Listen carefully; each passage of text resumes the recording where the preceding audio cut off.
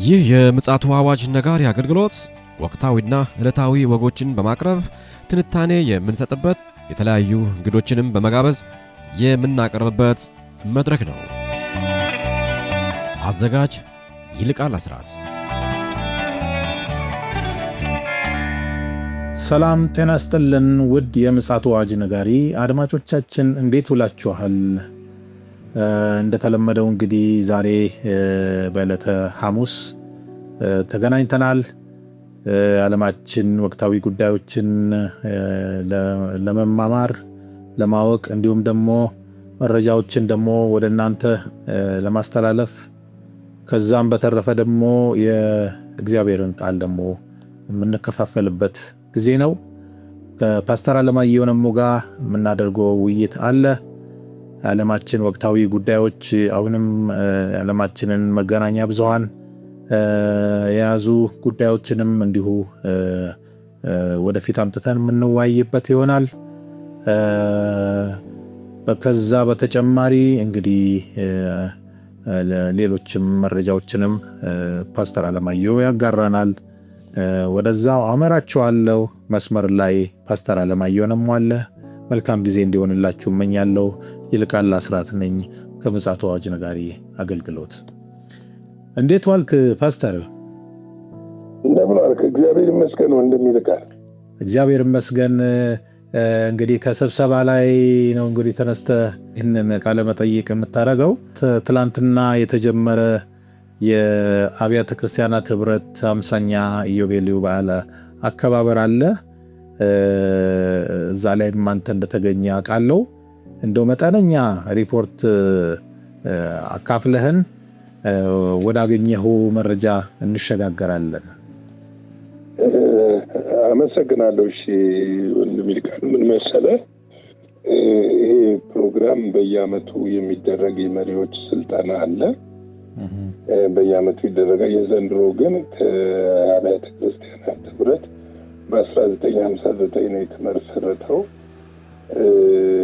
59-58 እንደዚህ ገደማ ነው የተመሰረተው እና 50ኛ ዓመቱን አብሮ ደርቦ ያከብራል። ከዚህ በፊት መሪ የነበሩ ህብረቱን ይመሩ የነበሩ በህይወት ያሉ ሰዎች ተገኝተዋል። የመሰረቱ ሰዎች ማለት ነው። እና ቆንጆ የስልጠና ጊዜ ነበር በእውነት። ጠቅላላ ሪፖርቱን እንግዲህ ፕሮግራሙ ሲያልቅ ለአድማጮቻችን በዚህ ጉዳይ ላይ አንድ ፕሮግራም እንሰራበታለን። ግን ምንድነው አሁን ያለንበትን ተጨባጭ መንፈሳዊ ሁኔታ ቤተክርስቲያን ያለችበትን ሁኔታ ያመለከተ ነበረ። ህይወታችን ምን እንደሚመስል ያመለከተ ነበር። እኔ በግሌ ለራሴ መንፈስ ቅዱስ እየተናገረ ነበረ ነው የምለው። ምክንያቱም እኛ በዚህ ፕሮግራም እስካሁን በምናደርጋቸው ፕሮግራሞች እንናገራቸው የነበሩ ነገሮች፣ ለአድማጮቻችን እናቀርባቸው የነበሩ የእግዚአብሔር መልእክቶች፣ ቃሎች፣ እናካፍላቸው ነገሮች እኔ በተጠና በሚመስል ፕሮግራሙን ያቀረቡት ሰዎች በአካል በስም ነው ማውቃቸው እና በአካል አላውቃቸውም። ከዚህ በፊት መሪ የነበሩ ሰዎች ናቸውና ልክ እንዳለ ነው እኛ ይሄንን ዓመት ሙሉ እናቀርብ የነበረውን ነገር እንዳለ ነው እዛ ጋር ያቀረቡትና በጣም ለኔ ሰርፕራይዝ አድርጎኛል። ተገርሜያለሁም። እግዚአብሔር ምን አይነት አምላክ እንደሆነ ተረድቻለሁ። ማለት ምን ከዚህ አልተረዳሁም ማለት ሳይሆን መረዳቴን ጨምሮልኛል። ምክንያቱም የመንፈስ ቅዱስ አሰራር በዘመናት መካከል በርቀትም ሆነ በተለያየ ስፍራም ሆነ በተለያየ ግን ያው አንድ ላይ አንድ መንፈስ አንድ አይነት ነገር ሲናገር እነሱ የመጡት ከአሜሪካ ነው። ያንን ነገር ሲናገሩ ስሰማ በጣም ነው ሰርፕራይዝ የሆንኩት። እንግዲህ አድማጮቻችንን ስለምንወዳቸው ስለምናከብራቸው እኛ የተቋደስነውን ነገር ደግሞ መቋደስ አለባቸው ብለን ስለምናምን አርብ ያልቃል። ቅዳሜ ጠቅላላ ጉባኤ አለ። የሚቀጥለው ሳምንት ላይ በደንብ አጠናክረን አንተም በዜናው ፕሮግራምም እንዲሁም ደግሞ በመደበኛ በየቀኑ የምናቀርበውን ፕሮግራም እናካፍላለን ብዬ አስባለሁ። ያው እንግዲህ እግዚአብሔር በአንድም በሌላም ይናገራል። ያው አካሉ እንዲታነጽ በተለይም ደግሞ የክርስቶስ ዳግም መምጣት የተፋጠነ እየተቃረበ ባለበት ወቅት ቤተክርስቲያን ሁልጊዜ ንቁና ዝግጁ እንድትሆን ያው እግዚአብሔር በተለያየ መንገድ እየተናገረን ያለው ያው እኛንን አስተውለን መልእክቱን ተቀብለን ወደፊት መሄድ ያለብን ብለን እናስባለን። እንግዲህ እስኪ ወደ መረጃ ደግሞ እንሂድ። እንግዲህ የራሻና የዩክሬን ጉዳይ ዓለምን ሰቅዞ ይዟል። በጣም ነው ሰቅዞ የያዘውና ፍራቻ ብቻ አይደለም፣ የተለያዩ ነገሮች ነግሰዋል። በትናንትናው የቀን ፕሮግራማችን ለመዘገብ ሞክረን ነበረ። አሁን ምንድነው የአውሮፓ ሀገሮች እየተሰለልን ነው፣ ጃም እየተደረግን ነው የሚል ነገር እያወጡ ይገኛሉ። እንግዲህ ራሻ እንደምታውቀው በኔቶ ተከባ ነው ያለችው፣ የተከበበች ሀገር ነች። ከዚህ ከበባ ውስጥ ደግሞ ራሷን ለማውጣት ወታደራዊ አቅሟንም እያዳበረች ያለች ሀገር ነች። እንደዚሁም አውሮፓውያኖችም እንደዚሁ እያዳበሩ ያሉ ሀገሮች ነው። ግን ሰሞኑ ምንድነው የኔቶ ቀጠናዎች በከፍተኛ ሁኔታ ተሰልለዋል። እነዚህ በአውሮፕላን ስለላ ስታደርግ እንደነበረ ኔቶ አሳውቋል። ራሻ ስለላ ስታደርግ እንደነበረ ይሄ ብቻ ሳይሆን ደግሞ ምንድነው በተለይም እንግሊዝ ላይ የእንግሊዝ አየር ኃይል ቀጠና እንዲሁም ደግሞ የባህር ኃይሉ ሲሰለል ነበረ። ሁለቱም ተሰልለዋል ማለት እንደተሰለሉ ራሳቸው ተናግረዋል። በተለይም ሮያል የሚባለው የባህር ኃይል መደብ በጃሚንግ በሚያደርጉ መሳሪያዎች ስለላ ሲደረግባቸው እንደነበረ የእንግሊዝ ባለስልጣናት ተናግረዋል። እንግዲህ ከቀጠናው አንዱ እየተተራመሰ የመጣበት ሁኔታ ምናልባት ወደፊት በዛ በኩል በተለይ በአውሮፓ በኩል እንዴት ብዬ ልንገርህ፣ ድምፅ አልባ ዝግጅት፣ ድምፅ አልባ አሁን እንዴት ነው አድፍጠህ ተጠብቀህ ለማጥቃት የምታደርገው ዝግጅት አለ አይደለ? የዛ አይነት ይመስላል። የደፈጣ ውጊያ አይነት በቃ እንደዛ ይመስላል። ምንድነው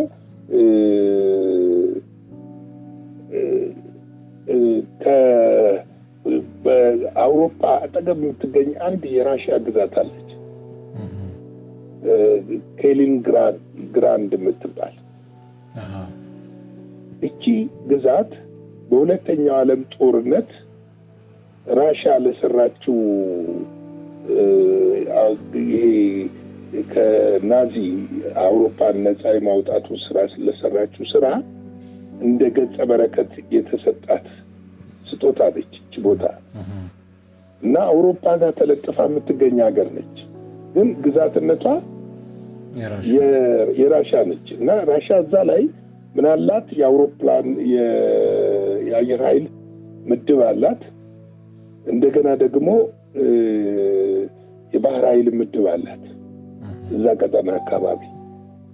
አሁን እንዴት ነው አውሮፕላኖች ከዛ እየበረሩ ነው እየሰለሉ ነው ያሉት ነው የሚሉት። እና ይሄን ነገር ስትመለከተው ትንሽ አስቸጋሪ ይመስላል።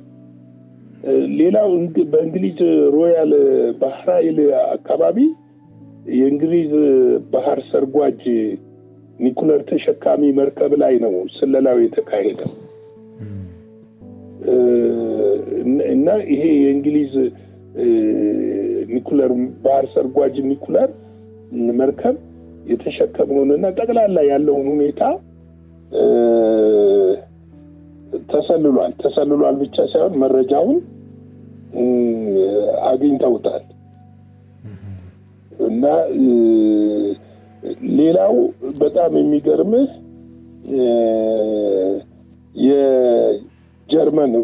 የጀርመን በጀርመን ላይ የተደረገው ስለላ ምንድነው? በሳተላይት ሊታዩ የማይችሉ ከራዳር የተሰወሩ በጀርመንና በፖላንድ አካባቢ በሁለቱ ሀገሮች ማለት ነው ከፍተኛ ስለላ ተደርጓል። የሚገርም እና ይህንን ስለላ ራሽያ ለከፍተኛ አሁን ያለውን የነዚህን አገሮች የጦር ዝግጅት ምን እንደሚመስል በደንብ እንትን እያለች ነው፣ እየቃኘች ነው ያለችው፣ እየገመገመች ነው ያለችው። እንግዲህ ይሄ ነገር ምንድን ነው መሰለ በጣም አስፈሪ ሆኗል እና የኔቶ ዋና ጸሐፊ ከፍተኛ ዝግጅት እንዲደረግ ከዚህ በፊትም ተናግረዋል። አሁንም እየተናገሩ ነው ያሉት እና እንደተሰለሉ ጀርመኖች አሁን ለምሳሌ ባህር ኃይላቸውና የአየር ምድባቸው የኒውክሌር ስቴሽናቸው ነው የተሰለለው። የሚገርም ነው። እኔ በራሴ በጣም ገርሞኛል። እየተንደረደሩ ነው ማለት ነው ለቀጣይ የጦርነት ስልት።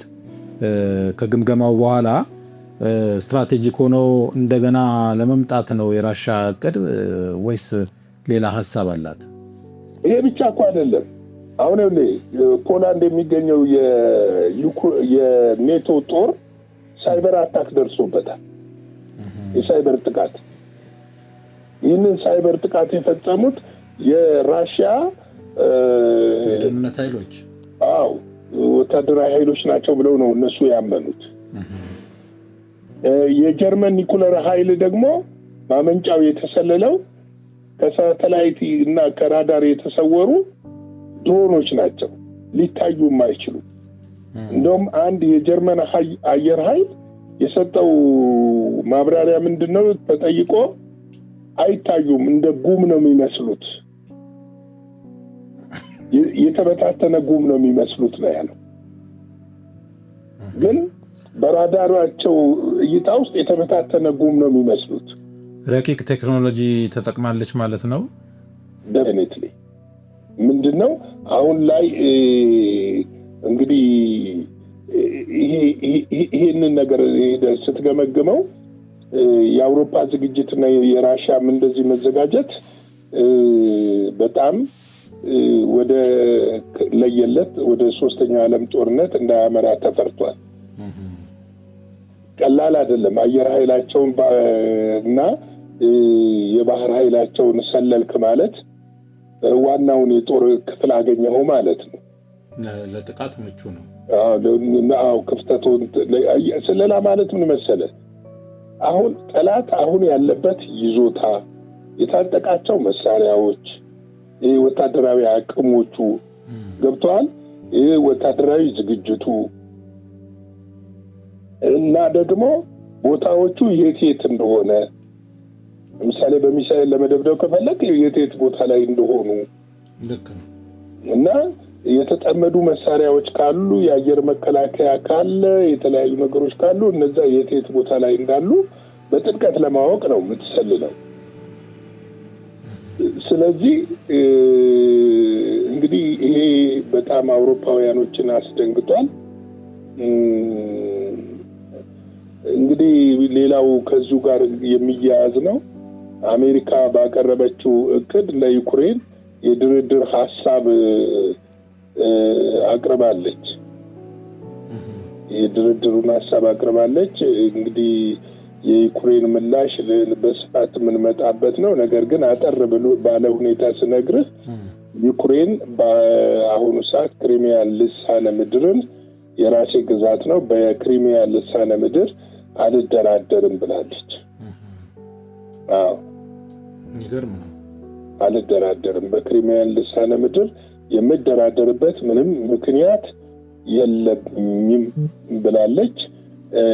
ይሄ ማለት ደግሞ እንግዲህ ዩክሬን፣ እንግሊዝ፣ ፈረንሳይ፣ ጀርመንም ትገባበታለች ተብሏል። ራሻም አሁን ተጋብዛበታለች በዚህ ጉዳይ ላይ። ለንደን ላይ በቅርቡ ስብሰባ ይደረጋል፣ በቅርቡ ድርድር ይደረጋል። ምንድነው አሁን ዶናልድ ትራምፕ በዚህ ጉዳይ ላይ የተለሳለሱ ይመስላሉ። አውሮፓውያኖች እንዲገቡ አልፈለጉም ነበር።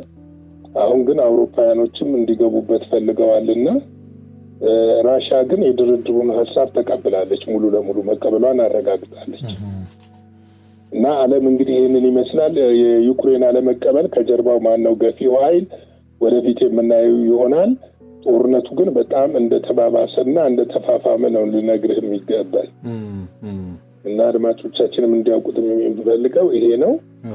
በቀደም ዕለትም ገልጠናል። ወደ 4 ግዛቶች አዳዲስ ግዛቶች ይዛለች። ግን አሁን ራሻ ለምንድነው ድርድሩን እንደምትስማማ እንደምትቀበል ተናግራለች። ዩክሬን ደግሞ በፍጹም አንደራደርም በዚህ ጉዳይ ላይ ብላለች ብለዋል። አይ መልካም። እና ዓለም እንግዲህ በዛሬው ዕለት ይሄንን ትመስል ነበረ። እንግዲህ ምንም በስልጠናም ላይ ቢሆን ለአድማጮቻችን ማቅረብ የሚገባን ማሳወቅ የሚገባን ችላ አላልንም፣ ወደፊትም አንልም።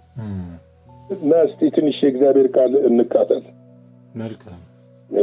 ቆላስይስ ምዕራፍ 3 ቁጥር 1 እና 2 ብቻ እስቲ ዛሬ እንግዲህ ከክርስቶስ ጋር ከተነሳችሁ ክርስቶስ በእግዚአብሔር ቀኝ ተቀምጦ ባለበት በላይ ያለውን እሹ፣ በላይ ያለውን አስቡ እንጂ በምድር ያለውን አይደለም ይላል እግዚአብሔር ቃል። ከክርስቶስ ጋር እንግዲህ ተነስተናል የምንለው እንዴት ነው? እኛ የዳንን ያመንን የጌታ ልጆች ከእርሱ ጋር ሞተናል፣ ከእሱ ጋር ቀብሩን ተቀብረናል፣ ከእሱ ጋር ትንሣኤውን ተነስተናል። መጽሐፍ የሚያስተምረን ይሄ ነው። መጽሐፍ የሚያስተምረን እንደውም ሮሜ 6:5 ላይ ይላል ሞቱን በሚመስል ሞቱ ከእርሱ ጋር ከተባበርን ትንሣኤውን በሚመስል ትንሣኤው ደግሞ ከእርሱ ጋር ምን እናደርጋለን? እንተባበራለን ይላል። ስለዚህ የሞተ ሰው ሰማዩን ፈልጉ የሰማዩን እሹ የሚለን ወይም ደግሞ በላይ ያለውን አስቡ ሲለን በላይ ያለው የዘላለም ስለሆነ ነው። በላይ ያለው የማይጠፋ ስለሆነ ነው።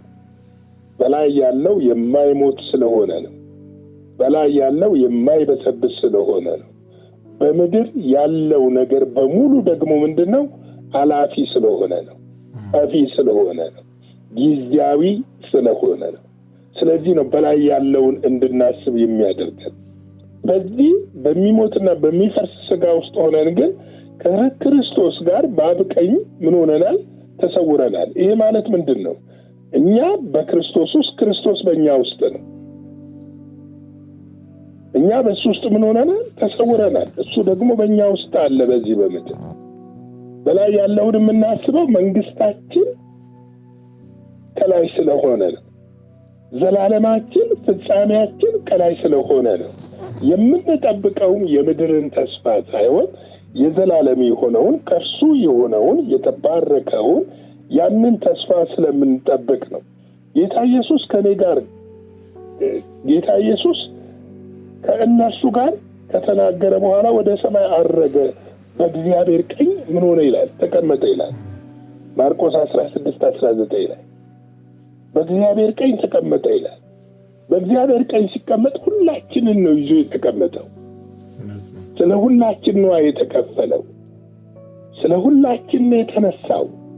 እሱኮ ሞት የማይገባው ኃጢአት ያላደረገ የእግዚአብሔር ልጅ የሆነ ከመለኮት ክብሩን ትቶ ስለኛ የመጣ የከፈለው የኛን ዕዳ የሞተው የኛን ሞት የተነሳው ስለኛ በአብ ቀኝ እንዲቀመጥ ያደረገው ስለኛ ነው። ስለዚህ ፊልጵስዩስ እንደው ምን ይላል መሰለ 3:19 ላይ መጨረሻቸው ጥፋት ነው፣ ሆዳቸው አምላካቸው ነው፣ ክብራቸው በነውራቸው ነው፣ ሐሳባቸው ምድራዊ ነው ይላል። በላይ ያለውን አስቡ እንጂ በምድር ያለውን አይደለም ይላል። በምድር የሚያስብ ሰው ያለውን ብቻ የሚያስብ ሰው መጨረሻው ጥፋት ነው። ሆዳቸው ደግሞ አምላካቸው ነው። ክብራቸው ደግሞ በነውራቸው ነው። ሐሳባቸው ለምን ምድራዊ ስለሆነ ነው። ምድራዊ ስለሆነ ፊልጵስዩስ 3:20 ላይ ደግሞ እኛ አገራችን በሰማይ ነውና ከዚያም ደግሞ የሚመጣ መድኃኒት እርሱን ጌታን ኢየሱስ ክርስቶስን እንጠባበቃለን ይላል። የሚመጣ መድኃኒት አለ። ክብር ለኢየሱስ ይሁን። በደጅ ነው ያለው። ዛሬም አንድ ነው ሾጥ ያደረገኝ ስልጠናው ላይ ቀርቧል። በደጅ ነው ያለው እናንተስ ተዘጋጅታችኋል ወይ የሚል ነበር እና በጣም ደስ ይላል። ስለዚህ ቅዱሳን ወንድሞቼና እህቶቼ ደርሷል። ቀኑ ቅርብ ነው። ስለዚህ ተዘጋጁ፣ ንቁ እንላለን። ሌሎችንም አንቁ እንላለን። ላይክ፣ ሼር፣ ሰብስክራይብ አድርጉ። አገልግሎታችንን እንደተለመደው ከኛ ጋር ሆናችሁ አብራችሁ አገልግሉ። ደስ ባላችሁ በልባችሁ በሞላው ነገር አብራችሁ እንድትቆሙ ጠይቃለሁ። ጌታ ፍቅር፣ ሰላም ይብዛላችሁ። ሻሎም። እግዚአብሔር አብስቶ ይባርክ። እንግዲህ ከተጣበበው ጊዜ አድማጮቻችን እንዳይጎልባቸው ላደረግኩ አስተዋጽኦ እግዚአብሔር አብስቶ ይባርክ። ለመጣውም መረጃና መልእክት እንዲሁ እግዚአብሔር ስም የተባረከ ይሁን። እውነት ለመናገር እንግዲህ አንተም ወደ መጨረሻው አጽንኦት የሰጠኸው ነጥብ በጣም ወሳኝ ነው። ጊዜው እንደቀረበ በተለያየ አቅጣጫ እየሰማን እያየን እኛም እየተናገርን እንገኛለን።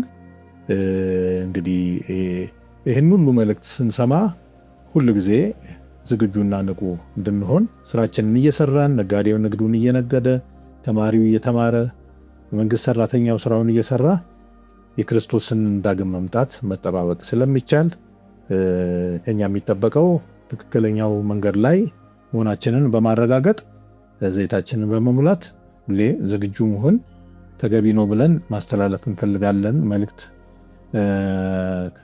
ምናልባት እንግዲህ ማምሻውን ደግሞ የእግዚአብሔር ፈቃድ ከሆነ በሌላ መልእክትና መረጃ ተመልሰን ምንመጣ ይሆናል። እስከዚያው ድረስ ግን የእግዚአብሔር ሰላም፣ ቸርነትና ጸጋ አይለየን እንላለን። ከዚህ ከምፅዓቱ አዋጅ ነጋሪ አገልግሎት ምኞታችንን እንገልጻለን። መልካም ምሽት ይሆንላችሁ። መልካም ውሎ ይሆንላችሁ። መልካም ጊዜ። አዘጋጅና አቅራቢ ይልቃል አስራት ነበር። ለዛሬ ያዘጋጅንላችሁ ይህንን ይመስላል። በሌላ ጊዜ በሌላ ርዕሰ ጉዳይ እንገናኛለን። የምፅዓቱ አዋጅ ነጋሪ አገልግሎት መልካም ጊዜ።